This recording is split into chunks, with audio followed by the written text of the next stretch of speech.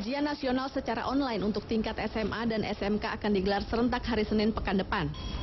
Sejumlah sekolah di Kota Bogor, Jawa Barat terus menggelar latihan ujian untuk meminimalisir kesalahan dalam pelaksanaannya. Seperti yang dilakukan di SMK Wikrama, Tajur, Kota Bogor ini. Di sekolah ini latihan ujian nasional online digelar setiap hari sejak sepekan lalu dengan peserta lebih dari 300 siswa. Para peserta mengaku tak khawatir dengan sistem online yang diterapkan Kementerian Pendidikan. Pasalnya selama ini pihak sekolah sudah menggunakan ujian online dalam setiap ujian kelas. Peserta juga mengaku lebih konsentrasi belajar karena tak terpengaruh godaan untuk mencontek saat ujian. Nggak ada kendala sama sekali. Nggak ada.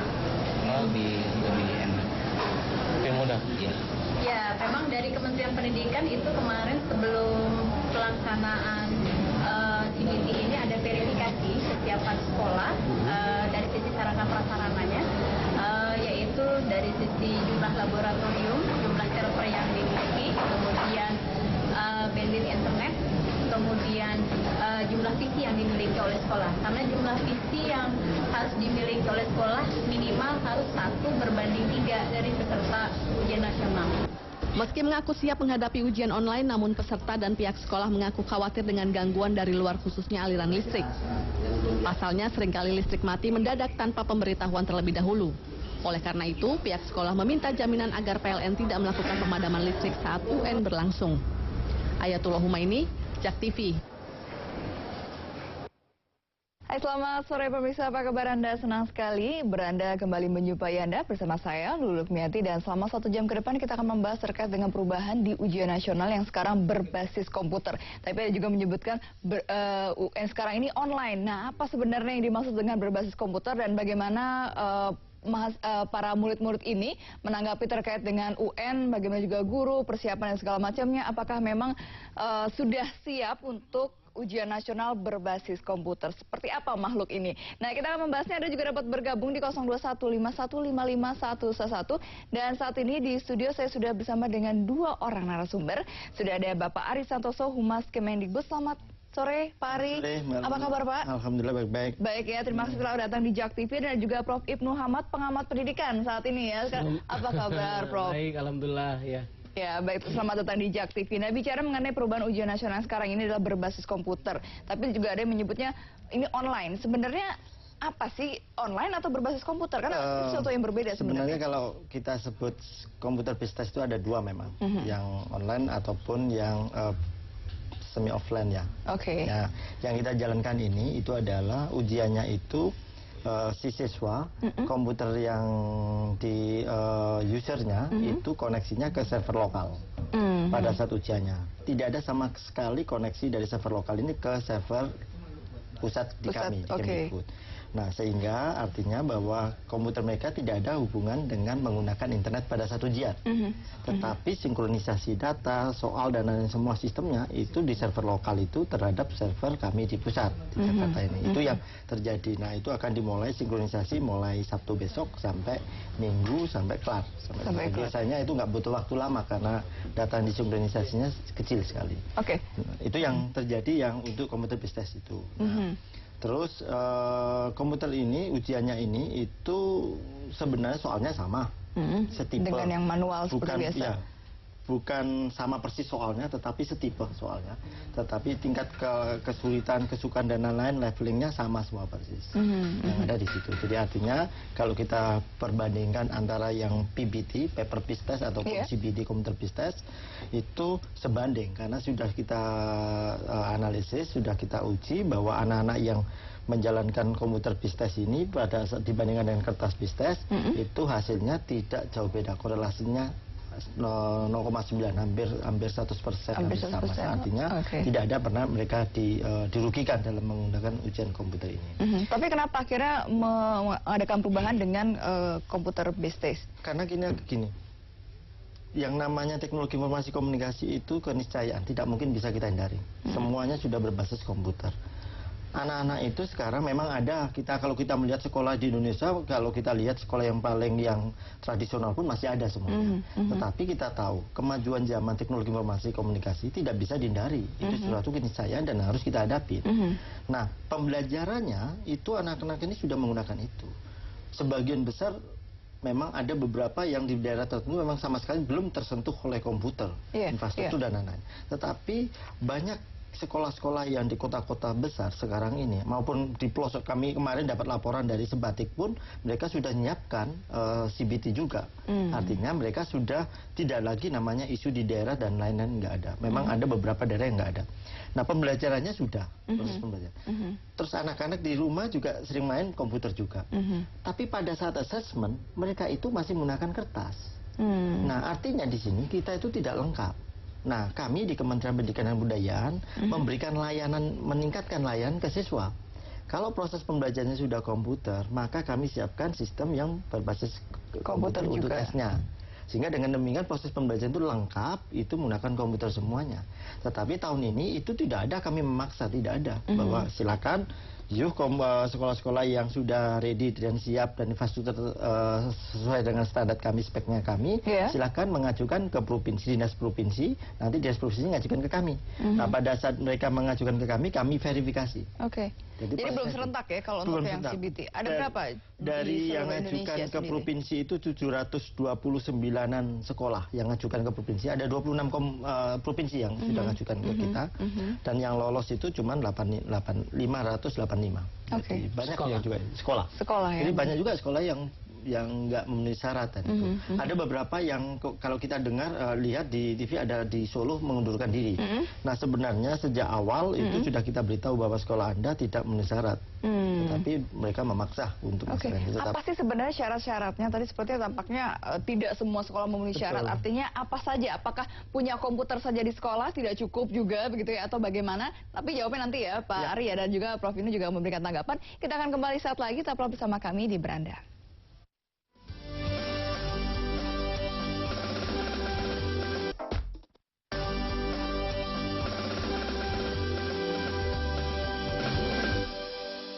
Terima kasih Anda masih bersama kami di Beranda. Kita masih membahas terkait dengan perubahan ujian nasional yang sudah berbasis komputer. Dan sebelum saya ke Pak Ari lagi, saya ingin minta tanggapan dari Prof Ibnu nih terkait dengan perubahan ujian nasional ini berbasis komputer. Sebenarnya bagaimana sih?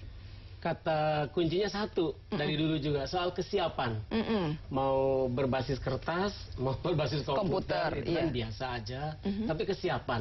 Kesiapannya kesiapan siapa ini? Ada 3 biasanya kalau terkait dengan penggunaan komputer. Ada yang disebut dengan software, hardware, dan brainware kan.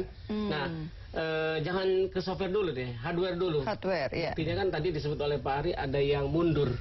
Karena udah diingatkan hardware Anda belum siap nih, infrastrukturnya. Oleh karena itu kita harus tanya ke Pak Ari, apakah satu-satu komputernya tuh diperiksa enggak gitu.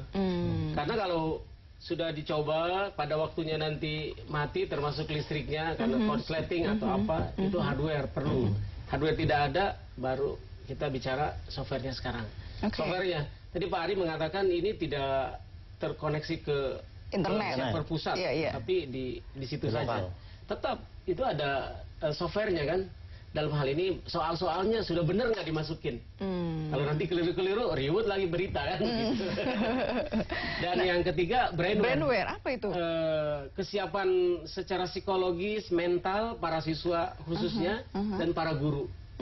Memang saya dengar dari radio, talkshow dengan para pejabat Kemdikbud sudah diuji coba, sudah dilatih. Tadi Pak Ari dijelaskan soal-soal mereka juga sudah biasa menggunakan komputer gitu ya, di rumah begitu. Sehari-hari. Tapi saya tidak tahu apakah mereka sudah terbiasa, katakanlah tes berbasis komputer untuk UTS di sekolahnya, atau UAS di sekolahnya, atau ujian sekolah, ujian akhir sekolah di sekolahnya.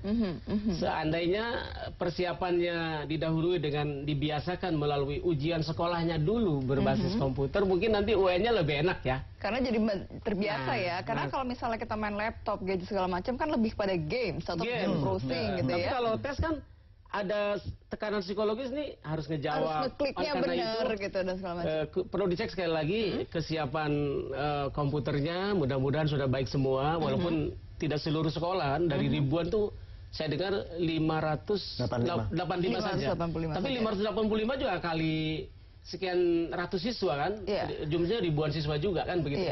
Nah ini mudah-mudahan hari Senin yang akan datang semuanya lancar, listriknya jangan mati. Kan ada UPS. Kalau sudah nah, oleh karena itu mungkin disiapkanlah UPS atau genset kan gitu kan, takut-takut mati. Lalu kemudian jangan sampai kabelnya konsleting, harus diperiksa lah.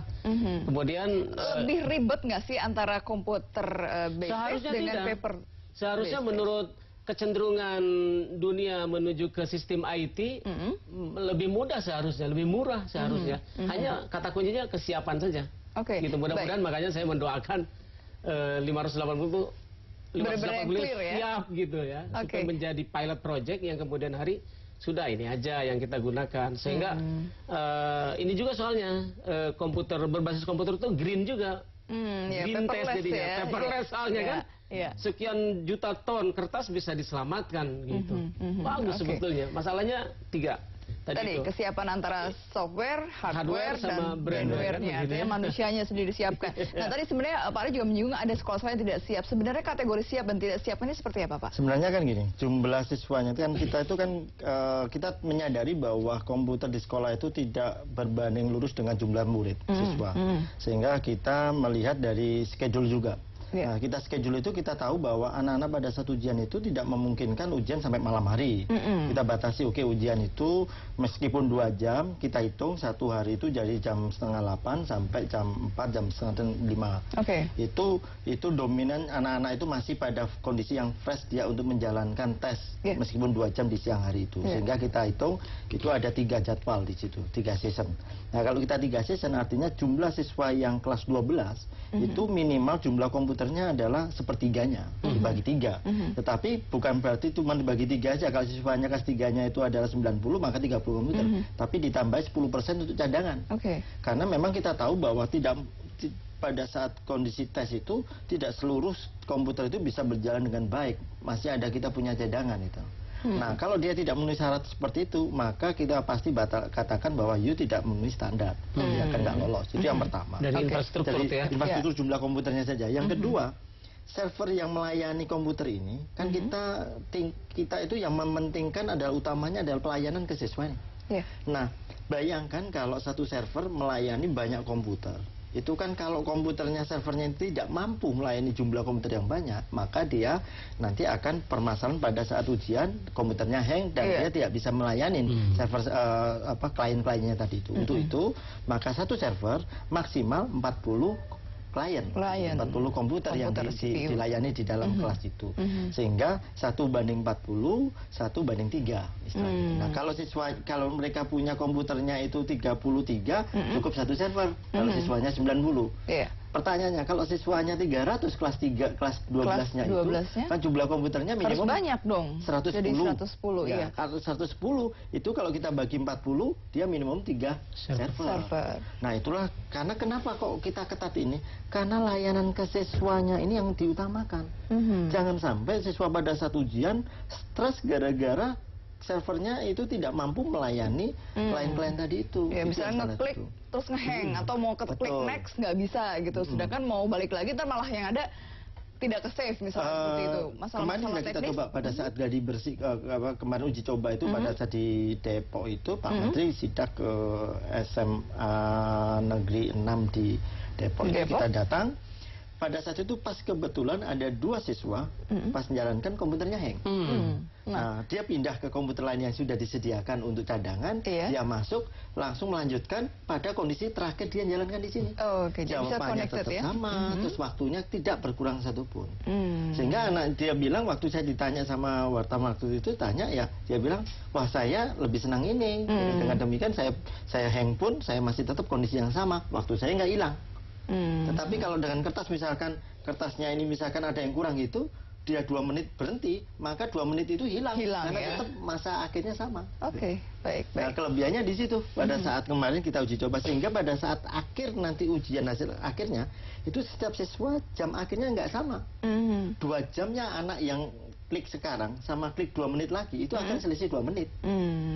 Jadi tergantung bagaimana si siswa ini mengerjakan. Mulai pertama kali dia menjalankan aktifnya di komputer itu adalah dihitung waktu time-nya untuk ujiannya itu. Semoga gini Mbak Lulu juga, karena ada 3 shift gitu ya, itu para guru di sekolah semoga sudah memberi keyakinan bahwa yang dapat shift pagi, siang dan sore begitu.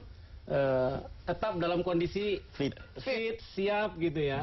Karena kan merasa saya lebih siap pagi gitu. Mudah-mudahan tidak begitulah ya. Itu harus dibantu oleh guru BP, guru dan mungkin ada yang menguntungkan enak siang karena biasa pagi belajar gitu kan. Begitu kan. Nah, karena ini diusahakan ada 3 shift tadi itu. Memang perlu kesiapan yang yang sama matang aja. juga ya? Dulu juga harus siap, sekarang harus siap. Dan sekarang harus siap lagi karena tadi terkait dengan juga bagaimana tadi brainware-nya, artinya bagaimana kesiapan dari siswa, guru ketika kemarin uji coba hanya di Depok saja atau di beberapa semuanya, tempat? Menyeluruh. Seluruh Indonesia 585. Feedbacknya bagaimana Pak Ari? Memang ada beberapa problem ya. Kita nggak mungkin lah sistem yang seperti ini, yang besar seperti ini nggak ada problem, itu nonsen ya. Jadi saya katakan, saya bukan sesuatu yang selalu harus mulus mendak. Saya katakan memang ada problem. Tetapi problemnya itu masih bisa kita handle. Ada 3 hal utama yang problem. Problem di sistem itu adalah karena pada saat sinkronisasi, pada saat itu mereka itu kalut si operator ini. Sehingga pada saat kita bilang yuk sinkronisasi nanti, itu dia minta sekarang, jadwalnya beda. Nah kan biasa 585, kalau saya belum mulai sinkron ya, padahal jadwalnya dia itu nanti gitu loh. Karena sekarang kita utamakan Indonesia Timur dulu kan, mereka kan 2 jam lebih duluan gitu ya. Terus habis tengah, terus barat. Nah ini problem kebiasaan, dan mereka tidak aware dengan schedule ya. Tetapi itu bisa kita selesaikan karena jumlahnya belum terlalu banyak 585 sehingga kita bisa menekan. Yang kedua, problem dari perangkat di komputer di sekolah. Itu kita lihat memang ada beberapa, misalkan mereka sudah standar semuanya, tapi setelah begitu kita masuk terlalu panas di situ. Akibatnya ruangan ujiannya tidak nyaman buat siswanya. Dan saya takutnya komputernya hang, karena mungkin maka hang itu karena suhu ruangan ya, sehingga komputernya jadi tidak maksimal kerjanya itu. Itu yang lihat. Yang ketiga, siswanya juga. Siswanya masih agak ragu-ragu dia, karena memang dia betul dikatakan Pak Ibnu tadi bahwa dia sudah biasa memang dengan paper base, tapi ujian belum pernah. Sehingga dia ada agak cemas tadi itu. Tetapi begitu mereka ngerjakan, setelah kita tanya jawaban pertama kali apa, dia jawab, saya memang tegang pertama kali, tapi setelahnya saya mengerjakan, saya enjoy karena saya bisa lebih cepat. Untungnya itu sekitar 20-30 menit waktunya, karena dia tidak perlu ngisi biodata.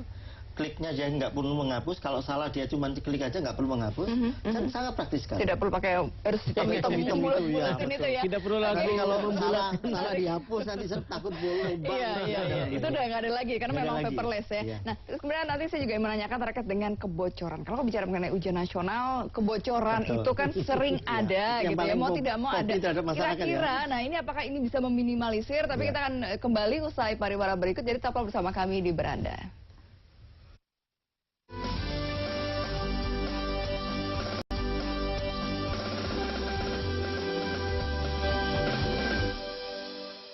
Ya, kembali kita lanjutkan dialognya di Beranda. Anda juga masih kami undang di 02151551111. Dan tadi saya ingin menanyakan terkait dengan kebocoran ujian nasional, karena ini selalu menjadi permasalahan dan menjadi polemik karena kebocoran itu sering terjadi. Kira-kira dengan berbasis komputer ini meminimalisir nggak atau bagaimana caranya? Saya jelaskan gini aja, bahwa kalau pada saat kita menjalankan pakai yang paper base, itu kan ada beberapa simpul utama. Pertama, simpul kita yang membuat soal. Habis itu dipercetakan. Habis itu distribusinya. Distribusi ini panjang distribusinya, ini sampai ke provinsi atau ke kotanya, terus ini disimpan di polisi. Terus dari polisi ini masih ke sekolah-sekolah distribusinya. Ada 4 simpul kalau kita lihat. Padahal kalau CBT itu cuma 2 simpul aja. Satu simpul aja. Jadi dari kami, komputer kami sentral langsung ke server lokal di situ, plug, sudah selesai. Nggak ada. Artinya kita titik yang banyak tadi itu terpotong hanya 2 simpul aja. Jadi kami dan ini. Kalau ini bisa sampai 6, kita cuma 2 aja. Itu yang pertama saya unikan, simbol-simbol dalam hal untuk melihat kebocoran di mana. Nah, yang kedua adalah kebocoran itu adalah kita lihat di kami. Di kami itu sudah menggunakan sistem yang encrypt-nya itu bertingkat-tingkat. Jadi tidak hanya soal dan lain-lain, itu soal itu di-encrypt, terus masuk software di-encrypt dan lain-lain ya, sehingga faktor security sudah kita standar juga. Dan itu sangat-sangat ada security-nya juga. Nah, pada saat kita kirim ini, si proktor yang ada di sekolah itu juga nggak tahu bahwa itu soalnya database yang mana, nggak tahu dia, karena sudah kita proteksi di situ. Nah, ini yang kita katakan kita meminimasi. Tetapi saya selalu melihat bahwa sistem yang selama ini dibuat manusia tidak ada yang secure 100%. Iya. Nggak ada, pasti. Hanya Allah yang bisa membuat semua sempurna. Jadi saya katakan... Antisipasi hacker misalnya segala macam, bagaimana? Iya, pasti saya selalu bilang, makanya karena saya juga aktif di kegiatan TIK dan saya dulu di Kominfo juga, saya menghimbau pada teman-teman bahwa ini adalah kegiatan untuk mendidik anak-anak bangsa Indonesia. Jadi kalau itu tolong dijaga bersama-sama. Saya selalu mengimbau bahwa sistem kami bukan 100% secure, tetapi kami minta bantuan dari teman-teman untuk sama-sama memproteksi atau menjaga semua sistem ini. Jadi bukan kami menantang, tapi kami ingin menjaga. Ini memang aset bangsa Indonesia semua. Kalau kita sendiri yang kita membuat kita rusak, ya selalu kita akan bergantung oleh sistem yang buatan asing semua. Nah, memang nggak ada sistem yang 100% sempurna begitu ya, bisa. Yang namanya Pentagon aja pernah dimasukin, apalagi kita kan ya. Tetapi bukan berarti kita mensimpulkan seperti itu. Tapi yang saya katakan, ini buatan anak-anak karya bangsa Indonesia, harus kita jaga sama-sama. Itu yang kita menarik. Gimana? Mbak Lulu, yang harus dilihat tidak hanya UNBK ya, UN berbasis komputer. Itu kan jumlahnya 585.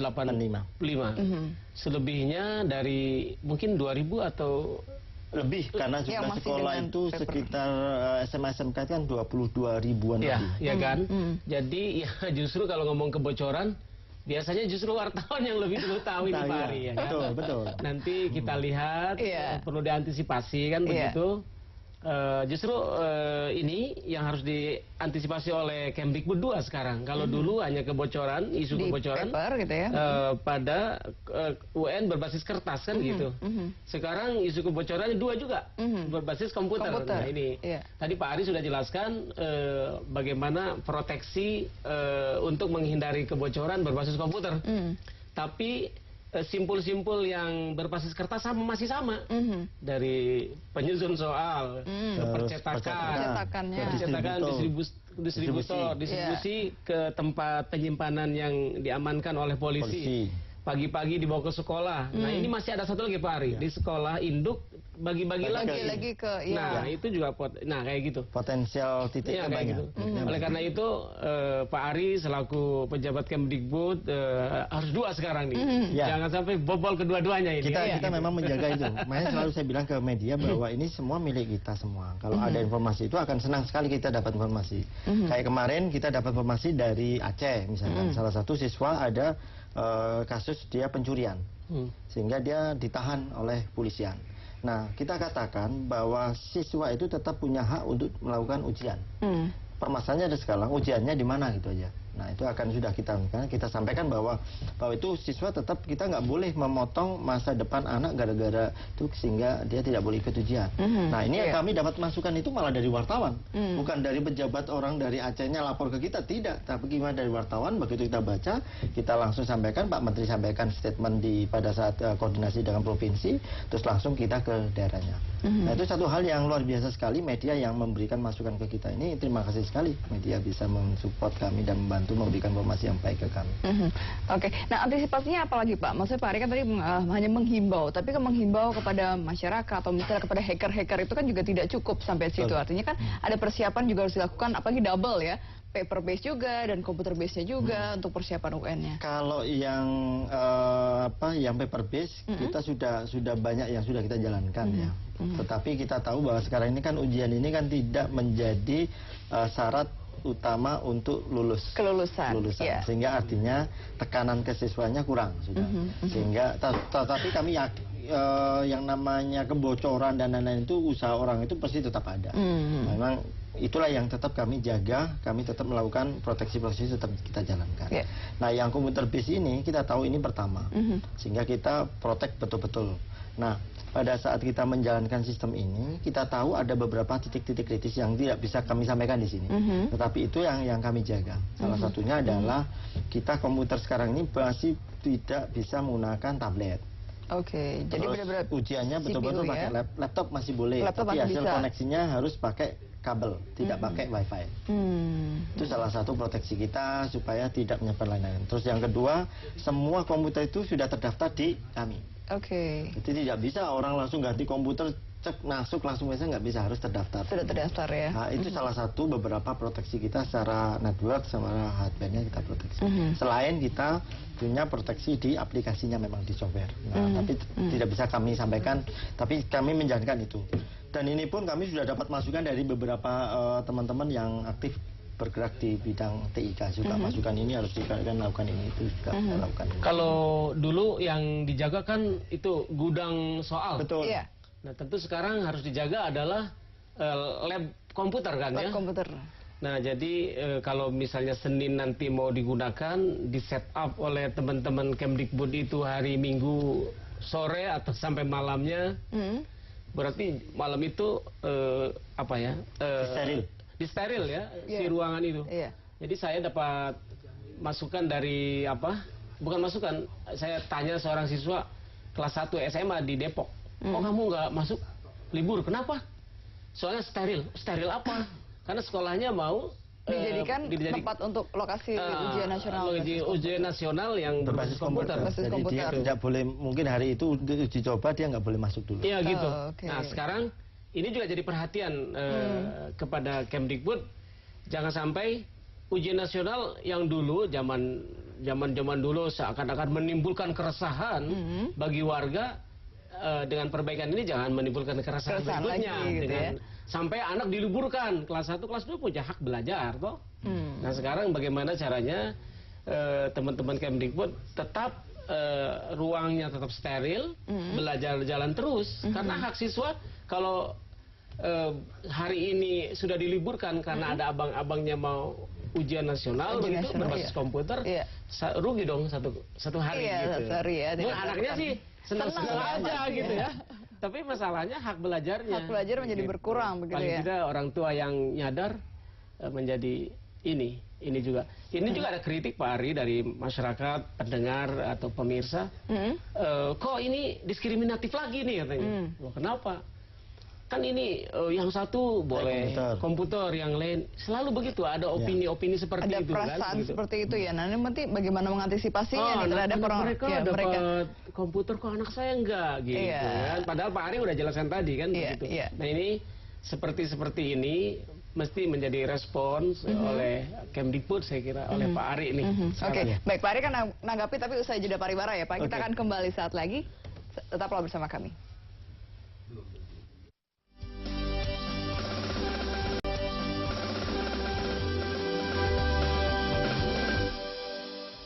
Ya, Anda masih bersama kami di Beranda, dan untuk Anda yang baru bergabung, kita sedang membahas terkait dengan perubahan ujian nasional yang sekarang berbasis dengan komputer. Anda dapat bergabung bersama kami di 0215155111 dan saya masih bersama dengan Humas Kemendikbud Pak Ari dan juga Prof. Ibnu Hamad. Nah, tadi terkait dengan apa yang disampaikan oleh Prof. Ibnu gitu ya, ada anak yang kemudian diliburkan karena masalah sterilisasi ujian nasional. Nah, artinya mereka yang kehilangan hak belajarnya ini bagaimana? Apa memang ada kebijakan dari Kemendikbud atau mungkin sekolah sendiri yang punya inisiatif untuk melakukannya? Sebenarnya nggak ada bahwa kita sterilisasi, nggak ada. Sebenarnya kan lab komputer yang nanti itu kan misalkan 1 kelas 2 kelas memang sudah dari dulu komputernya ada di situ. Memang ada di situ. Kan nggak mungkin komputernya dipindah ke kelas lain kan enggak. Sehingga kelas lainnya tetap sekolah, tetap wajar aja, kelasnya tetap jalan seperti biasa. Nah, ini adalah bukan kebijakan kita. Mungkin sekolah-sekolah itu mungkin kepala sekolahnya memberikan untuk supaya lebih konsen di situ, itu kebijakan masing-masing. Contoh seperti waktu dicoba pada saat di salah satu SMA negeri di Jakarta yang waktu uji coba anaknya tidak boleh bawa kertas buram. Padahal kita malah nyarankan mestinya mereka ujian ya bawa kertas buram supaya bisa nyoret, karena komputer waktu hitungan atau apa kan nggak ada soalnya, nggak ada lembar jawaban, dia nggak bisa mencoret-coret gitu loh. Sehingga semua komputer gimana dia mau mencoret-coret, kalau matematika tanpa mencoret-coret kan nggak mungkin. Nah, itu makanya sudah kami bilang bahwa sebenarnya semuanya masih boleh, kertas itu semua boleh, bolpen juga masih boleh. Memang tidak dipakai untuk menulis identitasnya dia atau menjawab itu. Tetapi namanya tetap ujian itu dia butuh coret, meskipun kadang-kadang bahasa Indonesia dia butuh menyusun kalimat. Bisa juga ya. Oke, baik, ada penelpon, kita sapa dulu penelponnya. Halo, selamat sore. Oke, sayang sekali terputus. Ya, tadi artinya kalau dilihat dari kebijakan-kebijakan hak libur tuh mungkin dari sekolah gitu ya, inisiatif sekolah. Nah, kemudian dengan ujian nasional yang berbasis komputer ini, tadi juga kata perubahan ujian nasional adalah tidak menjadi syarat kelulusan, tapi kalau untuk perguruan tinggi masih masih memang sebagai syarat untuk masuk, memang salah satu syarat memang harus lulus UN. Karena itu sudah ada kerjasama antara Kementerian Kemdikbud dengan Mendikbud. Itu sudah bahwa memang di sana pada saat untuk masuk perguruan tinggi syaratnya harus lulus UN juga. Satu itu di sana itu. Baik. Nah, kalau makanya saya kepada pemirsa, kepada orang tua, lebih baik kita melihat UN dihadapi dengan serius juga, walaupun maksud saya tetap serius. Walaupun dikatakan tidak menentukan kelulusan, tapi bagi orang tua tentunya rata-rata ya, Mbak Lulu, umumnya punya cita-cita putra-putrinya kan ingin masuk PTN. Jadi kan harus lulus kan ternyata ya Pak Ari begitu. Karena itu lebih baik targetnya tetap lulus, walaupun tidak menentukan lagi, tidak ikut menentukan lagi kelulusan. Tapi mereka bisa artinya bisa mengulang lagi. Kalau dia nggak lulus, dia bisa mengulang. Tahun depan tapinya. Tahun depan. Artinya kalau mau masuk PTN tapi ini berarti cita-cita dia masuk PTN menjadi tertunda jadinya. Oleh karena itu, tapi tidak menutup untuk masuk ke perguruan tinggi yang lain. Swasta. Tapi kalau untuk PTN, jadi salah satu mungkin saya tidak tahu sekarang di Dikti masih ada nggak jalur yang namanya jalur undangan. Jalur undangan tetap ada. Masih kan? Misalnya si A jalur undangan. Untuk diterimanya di PTN itu kan nunggu UN-nya. Oleh karena itu jangan sampai jalur undangannya lulus, tapi begitu UN-nya tidak lulus, ya kan sayang nih. Lebih baik sudahlah. Perubahan apapun di tingkat siswa mungkin lebih baik dikerjakan dengan baik ya. Nggak ada kata karena saya lain pikir memang begitu. Ujian ya sewajarnya kalau itu dilakukan dengan serius. Kalau siswa itu nganggap ujian itu nggak serius, sesuatu hal yang salah besar ya, karena itu kan merupakan cerminan kita bagaimana kita menghadapi permasalahan itu. Masalah dia nanti hasilnya itu belum memuaskan, itu sesuatu hal yang lain lagi gitu. Tetapi yang paling penting pada saat kita melakukan suatu assessment, namanya assessment, itu si siswa ataupun siapapun, kan nggak selalu siswa, assessment itu kan bisa saja saya seperti saya. Pada setiap saya mengerjakan suatu hal yang diberikan beban oleh pimpinan saya kerjakan dengan serius itu, sehingga asesmen saya adalah saya memenuhi target enggak gitu. Itu lain lagi gitu. Nah, artinya dalam setiap mengerjakan sesuatu di sini tidak hanya asesmen, itu harus serius. Nah, kalau ini yang perlu harus kita klarifikasi kepada siswa semua dan orang tua, bahwa pada saat kita belajar jangan sampai anak-anak itu dikesampingkan bahwa anak-anak kita itu tidak perlu harus serius menghadapi itu sangat suatu hal yang salah. Memang betul pada saat belajar tidak selalu harus stres. Belajar menyenangkan, tetapi bukan berarti bahwa kalau kita belajar nggak serius. Itu yang persoalannya ini ada faktor psikologis yang mungkin salah kaprah di tengah publik. Mohon maaf kepada publik. Dengan tidak menjadi faktor kelulusan lagi, santai aja gitu. Maksud saya menurunkan ketegangan begitu ya. Jangan begitulah begitu. Walaupun tidak menentukan kelulusan, bagi yang ingin bercita-cita masuk PTN tetap serius gitu. Tahun ini begitu ya. Oke, karena kalau kita bicara mengenai persiapan ujian nasional di tahun-tahun sebelumnya, kita melihat bagaimana keseriusannya, bahkan sampai ada yang doa bersama. Kalau doa bersama sekarang masih ada. Masih ada. Bahkan sampai malah, tapi kalau yang doa bersama masih mending, tapi ada yang ke dukun atau ritual-ritual yang tidak jelas gitu. Nah, sekarang kan dengan adanya UNBK ini yang berbasis komputer ini kan bagaimana membiasakan paper based ya.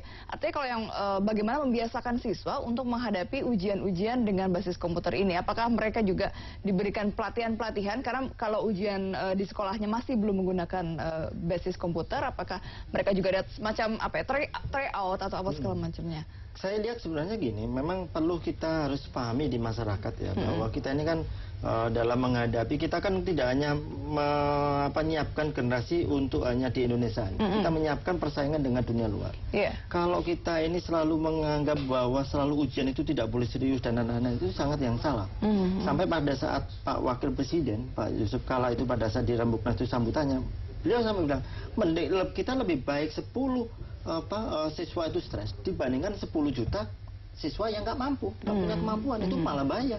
Jadi lebih baik siswa itu istilahnya kasar, garis kerasnya, ekstrimnya itu lebih baik siswa itu stres, tetapi dia mampu untuk dalam generasi ke depan itu menyiapkan kita menghadapi persaingan global. Dibandingkan dengan kita melihat bahwa kita nggak boleh, nggak serius, nggak apa-apa, tetapi setelah mereka lolos untuk menghadapi persaingan itu, dia tidak mampu, itu malah hancur eksistensi bangsa Indonesia. Nah, inilah saya katakan di sini bahwa kami di Kemdikbud itu sangat serius dalam hal ini. Jadi kami tidak mengatakan bahwa tidak sebagai syarat kelulusan itu bukan berarti itu harus boleh dikerjakan tidak serius. Itu sesuatu hal yang salah. Makanya kami selalu mengkampanyekan atau mensosialisasikan bahwa meskipun ujian itu bukan syarat kelulusan, tetapi wajib setiap siswa itu menghadapi ujian negara. Mengerjakannya dengan serius gitu ya? Iya, harus serius. Ujian nasional ini harus serius betul. Harus belajarnya siap. Sebelum berangkat dia harus menyiapkan semuanya dan lain-lain. Stamina-nya juga. Berdoa bersama suatu hal yang positif saya pikir. Pak Ibnu saya pikir saya setuju sekali. Doa bersama itu hal yang selama kita berikhtiar, berikutnya kita serahkan kepada Allah. Itu doa itu saya yakin baik juga itu. Jadi realitasnya UN kan akan tetap dilaksanakan. Walaupun tidak menentukan kelulusan lagi, tetapi penggunaan ke PTN masih berlaku kan begitu. Karena itu mestinya siswa, orang tua, termasuk guru menyikapinya dengan baik lah ya. Artinya tidak kemudian ini nggak untuk kelulusan, udah saya santai aja gini, gitu ya. Ada satu hal yang perlu dipahami di masyarakat. Indonesia itu luas. Pada saat siswa itu moving, kalau SMA ini kan dia ke perguruan tinggi ya. Bayangkan sekarang SMP misalnya. Anak lulusan SMP ini misalkan dari Jakarta mau pindah ke Makassar. Pertanyaannya adalah, apa yang dilihat dia supaya bisa masuk ke SMA sana? Standarisasinya ya. Kalau tidak ada nilai yang standar, maka UN itu dikatakan di sini adalah menunjukkan kestandaran itu. Sehingga moving siswa itu akan bisa masukkan, bisa menjamin bahwa sekolah yang ada di daerah manapun kamu bisa pindah ke sana dengan menunjukkan standar tadi UN itu. Kalau saya kira yang argumentasi ini dari dulu juga begitu. Dari dulu juga begitu, dan taruhannya kejujuran itu. Sekarang pun sama. Jadi maksud saya, walaupun sekarang tidak lagi di menentukan kelulusan, logika UN sama saja dengan tahun yang lalu bahwa harus dilaksanakan jujur, ya kan, serius juga, kemudian mau paper base atau computer base, kompetensinya juga harus dikejar, begitu kan. Tapi bedanya gini, kalau seandainya anak SMK misalkan, dia kan nggak perlu melanjutkan. Ke PTN. Dia nggak lulus UN, dia langsung wirausaha atau bekerja, silakan. Karena memang dia tidak dituntut untuk berpindah ke jenjang yang lebih tinggi. Tapi tetap harus mengerjakan dengan serius. Karena sayang sekali kan dia. Sayang ketika dia belajar sudah 3 tahun, terus akhirnya dia apa adanya, terus akhirnya jelek kan, kasihan. Baik, kita masih punya segmen berikutnya untuk berdiskusi lebih lanjut. Kita kembali saat lagi, tetaplah di Beranda.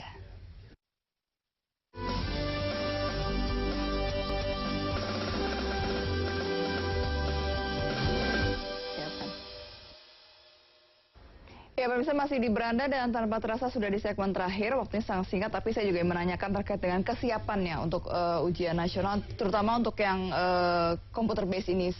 Sejauh mana persiapannya, sekaligus closing statement juga. Pada saat ini, sekarang ini, semua sekolah sudah ready, sudah siap. Dan mulai besok pagi jam 9-an, mereka mulai sinkronisasi, saya katakan. Dan pada saat itu memang komputernya sudah steril. Itu sampai...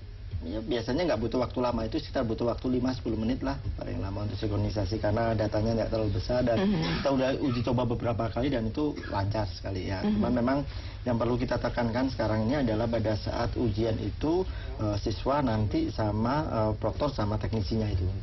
Nah, kita sudah nyiapkan mulai minggu, kita sudah standby untuk sampai ya istilahnya sampai Senin lah, jam 4 sore. Listrik juga sudah jaga ya, sudah koordinasi dengan PLN. Kita sudah, Pak Menteri sudah berkoordinasi dengan Kementerian SDM. Sudah ketemu langsung Pak Menteri, dan Pak Menteri SDM sudah menjamin bahwa kalau ada penggiliran lampu mati, listrik mati, itu jangan sekolah yang digilir. Pindah saja. Selama ini selama ujian berlangsung, ujian nasional. Dan kami sudah turunkan sampai ke PLN, dan kami mengimbau kepada sekolah-sekolah yang melalui teknisinya kemarin, setiap sekolah coba untuk koordinasi dengan PLN setempat. Karena surat kita itu kan dari atas ya. Memang pasti butuh efektifnya, tapi terus kita juga yang bawa ini supaya koordinasi supaya ini hal yang paling efektif juga. Jadi dua arah kita tempuh. Jadi kita dengan komputer akan itu yang paling sudah kita lakukan. Oke, baik. Silakan dari Prof. Saya membaca di sebuah koran biaya UN secara nasional Pak Ari itu tidak jauh berbeda, sekitar 560-an miliar.